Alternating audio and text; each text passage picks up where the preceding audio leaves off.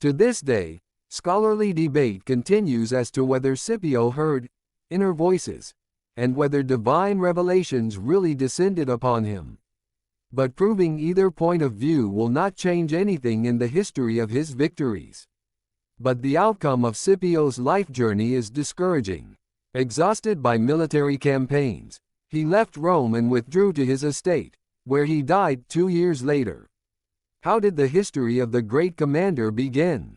The military career of Publius Cornelius Scipio began at the age of 17 with the Battle of Ticinus in 218 BC. He led a cavalry detachment and successfully opposed the Numidian cavalry allied to Carthage. It was at this moment Scipio saved the life of his father, Consul, who led the Roman army.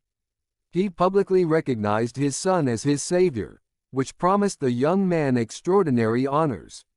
But Publius refused to accept from his father the highest award of the Roman warrior, an oak wreath. 2 years later, Scipio, in the rank of military tribune of the Second Legion, participated in the Battle of Cannae. It was a disaster for the Romans. In the midst of the battle, when it finally turned in favor of Hannibal, the remnants of the Roman armies fled the battlefield in their 2 camps. In the larger of the 2 was Publius, turned out to be the youngest of the 4 surviving military tribunes. He and military tribune Appius Claudius Pulchrum took command of the entire Roman army. After the defeat at Cannae, Scipio retired from military service for several years. At this time his father and uncle, Publius and Gnaeus Scipio, were in Spain. They prevented the Carthaginians from assisting Hannibal in Iberia. Numidian prince Massinissa and Hannibal's brother, Hasdrubal Barcid, joined forces and defeated the Roman commanders. Publius and Gnaeus fell in battle and Iberia was lost to Rome. After the young Scipio received news of this, at a popular meeting in Rome, he made a speech in memory of his father and uncle and vowed to avenge them. As if in a burst of divine inspiration, he promised to take possession not only of Iberia, but also of Africa and Carthage. On the objections of senators against his candidacy, Scipio offered to cede the empire to a more experienced military leader. Those willing to accept such an offer was not found. Some historians see in this gesture inherent in Publius' tact, others, undisguised arrogance. Whatever the case, the Roman army under the command of Scipione, total number of no more than 25,000 infantry and cavalry, landed on the coast of Spain. The Roman cavalry was rearmed and trained by Scipio and possessed by the beginning of the war well-developed skills of maneuver. Scipio led his army to the city of New Carthage, which, in fact, was the key to all of Iberia. It held all the gold and supplies of the Carthaginians. In addition, this city with its seaport was a key point in the crossing to Africa. Finally, it held hostages of Iberian tribes from all over Spain. Thus New Carthage was protected by a small garrison, and all the large compounds of the Carthaginians were located at a distance from it. This tactical frivolity Punizzi explained by the location of the city on a peninsula, surrounded on 3 sides by water, and from the land, a rocky ridge. Scipio had no time to organize a siege of this fortress, so he decided to storm it. The attack began at dawn and was unsuccessful for the Romans. They were unable to reach even the tops of the walls of New Carthage. But, according to legend, at noon an unusual event occurred. The water receded, and the bottom of the bay, which washed the city from the southwest, was exposed. Encouraged, Scipio's soldiers rushed to an unguarded section of the wall and unlocked the city gates from the inside. Thus Scipio took possession of the main ore zone of southeastern Spain. The richest silver mines occupied an area equal to 400 stadia, about 77 kilometers, in circumference, and brought the Romans income of 25,000 drachmas, about a centner of silver, a day.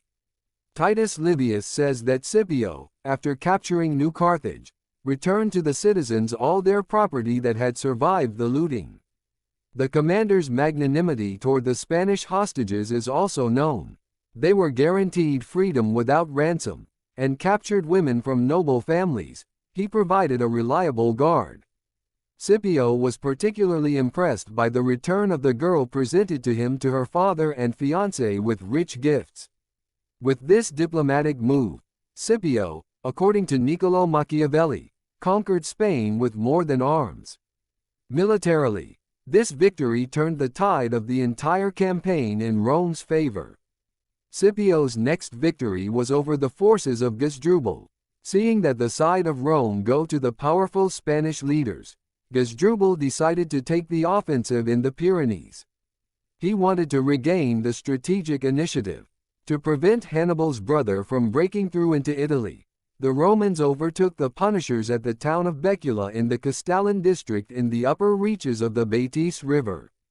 In this battle, Gasdrubal's forces, occupying a tactically advantageous position, were attacked by Scipio's lightly armed warriors from the front, and the main ones from the flanks. The army Gasdrubala was defeated, although part of it with him at its head still managed to slip north to the Pyrenees. Money and elephants were sent there in advance. This victory, as well as the capture of New Carthage, was marked by a shrewd diplomatic gesture of Scipio. He released from captivity with generous gifts and protection Massiva, nephew of the king Massinissa, commander of the Numidian cavalry and an ally of Hannibal. Now the Romans in Spain opposed the combined forces of Hannibal's second brother, Magan, and Gasdrubal, son of Gisgona. This army twice exceeded the Roman in number, but was heterogeneous in composition and level of discipline. Although not the most reliable allies made up half of the army of Scipio. The battle, near the town of Ilipa, came after an attack by the cavalry of Magan and Massinissa on a Roman column making camp. This raid was crushed, and the conflict of infantry forces gave no advantage to either side. Equally built, frontally by the Romans and Africans, flanked by the Spanish allies, armies marched against each other day after day and returned to their original positions as the sun set. In the camp of Scipio felt the shortage of food. Deciding to reverse this confrontation, the commander resorted to a military stratagem, changing places in the formation of troops unreliable Spaniards and battle-hardened legions. The battle that began turned out for the Carthaginians their can. The entire army of Hasdrubal turned to flight. The Battle of Ilipa was a classic example of a general battle skillfully won by a weaker opponent against a stronger one. It marked the beginning of the successful expulsion of the Carthaginians from Spain. In the months that followed, the entire peninsula was cleansed of Punions. According to Scipio, if they had previously fought against Rome, then from now on it was time for a Roman campaign against the Carthaginians. The commander needed to finalize a multi-move diplomatic combination in relation to the Libyan tribes allied to Carthage. Two of their chiefs, Syphax and Massinissa, stood out for their nobility and power. Massinissa was grateful to Scipio for the release of his nephew and declared his desire to serve Scipio and the Roman people. The fact is that Gasdrubal was henceforth more favorable to Massinissa's rival, Syphax. Before leaving Spain, Scipio met with Massinissa. He expressed the hope of moving the war to Africa and promised Rome his help. Scipio was quite pleased. To Syphax, Publius sent his close friend and associate Lellius with rich gifts for negotiations. The Libyan prince discouraged Scipio's emissary by his insistence on speaking to him personally. This invitation for Scipio cost the risk of his life, but he took care to secure control of Spanish territories and fearlessly set sail with Lellius to Syphax in 2 ships. Off the coast of Africa he encountered the entire fleet of Hasdrubal, who also sought the Libyan prince for negotiations. Both chieftains became guests of honor at Syphax's reception. Scipio returned to New Carthage and honored his father and uncle there, giving magnificent funeral games for all the peoples of Spain. And even they carried a political context. In duels at the games, noble Spaniards settled proprietary disputes. Thus, the games became a symbolic testament to Roman rule in Spain. The fate of the whole military enterprise was almost on the brink of ruin, when after the games Scipio fell seriously ill, and the rumor of his death spread through Iberia.